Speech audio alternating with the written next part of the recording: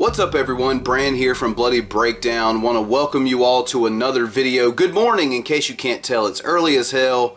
Got some bags still under my eyes, but we're going to do this. We're going to review, or I'm going to review, the very first episode of Season 9 of The Walking Dead that just debuted last night. The episode is titled A New Beginning, and I just want to let everyone out there know who may have seen my spoiler-free reviews. This will not be a spoiler-free review. This is something you might want to come check out after you've already seen the episode, or maybe you don't really know if you want to watch the episode.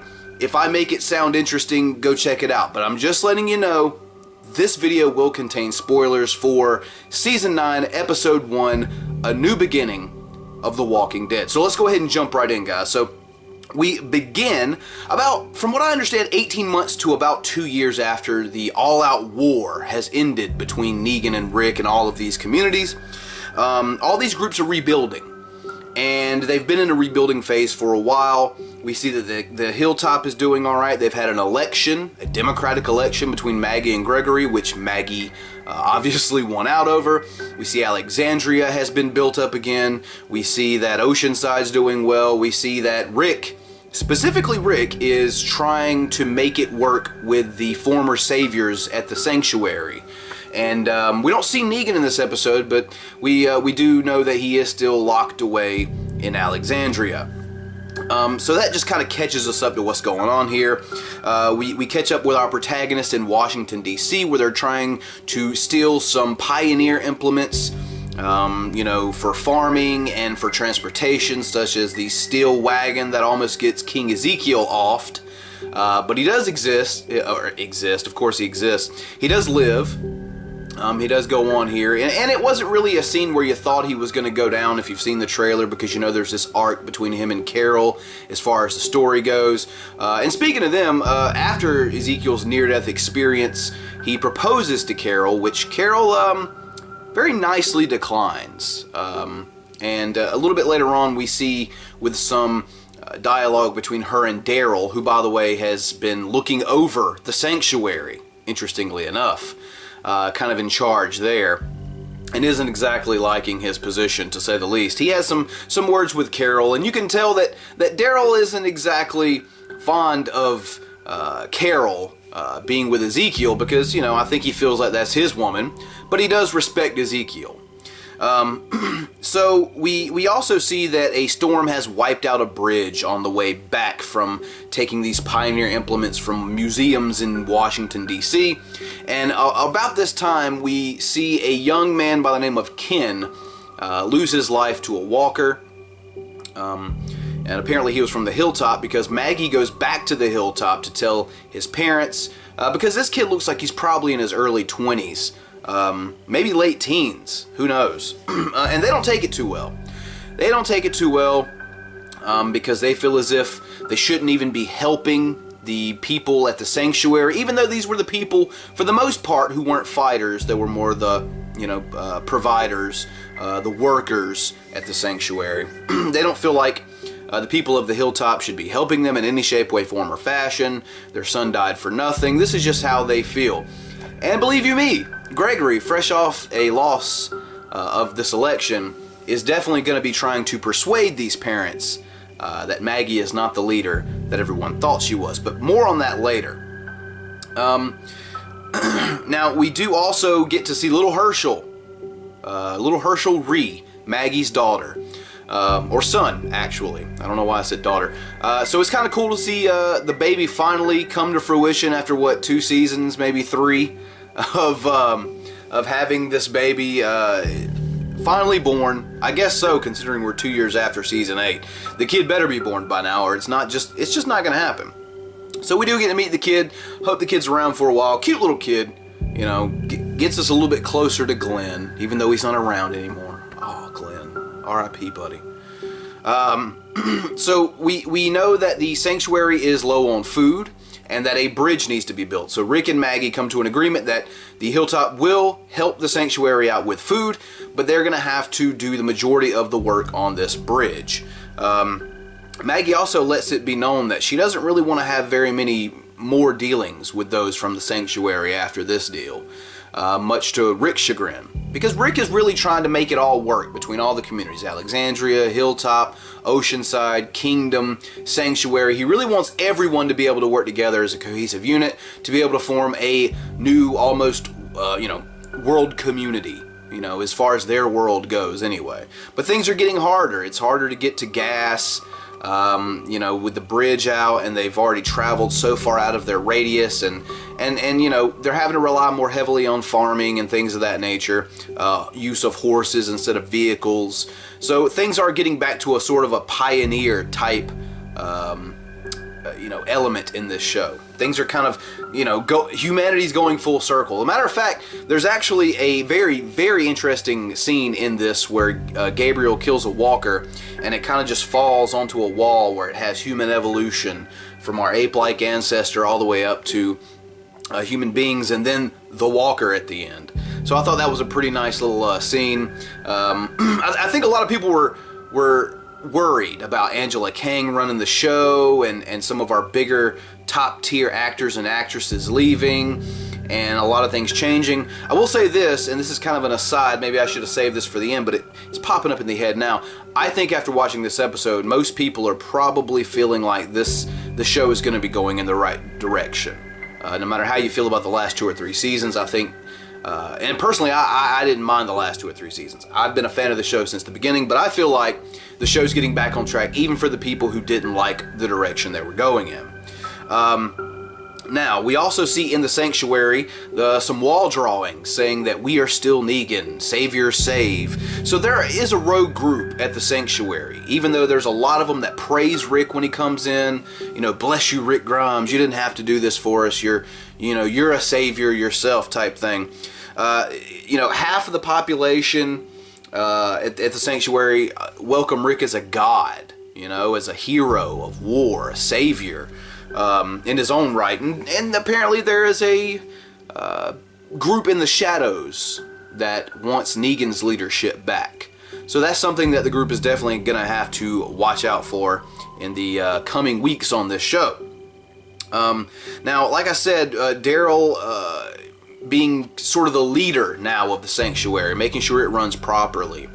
And he has a conversation with Rick, and we see a lot more dialogue from Daryl in this episode.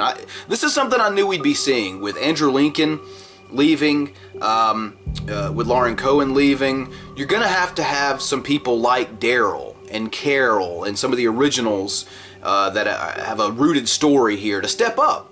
And I think that Daryl being a more active participant, especially when it comes to character development and dialogue, is a great idea. But he lets Rick know he doesn't want to be at the Sanctuary anymore. It doesn't feel right being back there. He lets him know it doesn't feel right having their group scattered amongst these 4 or 5 communities. And Daryl really wants that small core group back that they had in the beginning. But things are changing, and it really just doesn't look like that's in the cards for Daryl.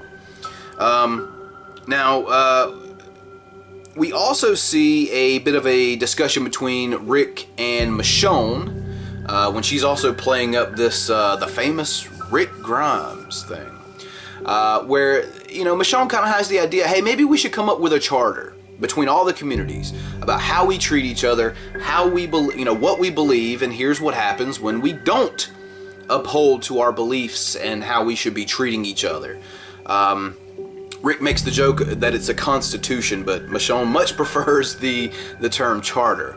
So that's very also interesting. To me, this is a very interesting part in the show, because they've got a system in place, they've got safe havens in place, the threat of the saviors have pretty much been eliminated with Negan being imprisoned, even though there are those rogue ones out there. And they're just trying to rebuild society again, the best way they know how. And a lot of that involves pioneer elements. A lot of that involves being very, having a lot of ingenuity about them. A lot of it involves farming and things of that, use of horses instead of cars. So it's very interesting to see this show and to see the evolution of these characters and humanity at this point be at the point that it's at. So basically what goes down here towards the end of the episode is that Gregory gets the father, or I believe he gets the mother and the father a little bit hopped up on some alcohol. And I don't think that is something they should be. The show kind of alludes to the fact that the dad really shouldn't be drinking. The mom does, of the young boy who died, and I believe she ends up passing out. And Gregory convinces the man of the dead youngster here to attack and kill Maggie. So he basically sets this up to where Gregory comes out and, you know, does his typical, you know, he's your friend, you know, he's a good politician, I'll give him that. He's a good politician.